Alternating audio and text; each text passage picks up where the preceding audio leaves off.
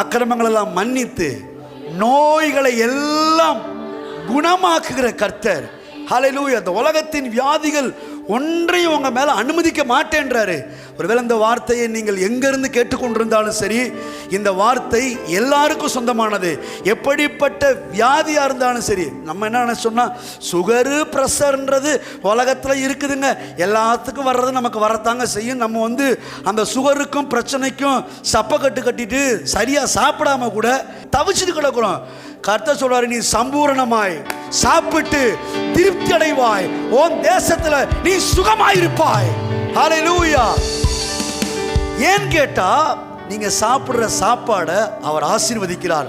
அப்பத்தையும் தண்ணீரையும் ஆசீர்வதிப்பேன். வியாதியை, அந்த வியாதியில சுகரு இருக்கு, பிரஷர் இருக்குது, வகுத்து பிரச்சனை இருக்குது, வாயு பிரச்சனை இருக்குது, தலை முதல் கால் வரைக்கும் இந்த சரீரத்தில் என்னென்னலாம் பிரச்சனை இருக்குதோ அந்த எல்லா பிரச்சனையும் சேர்த்து வச்சு இப்படி சொல்றாரு, கர்த்தர் சகல நோய்களையும் உன்னை விட்டு விலக்குவார், உன் ஆயுசு நாட்களை பூரணப்படுத்துவார்.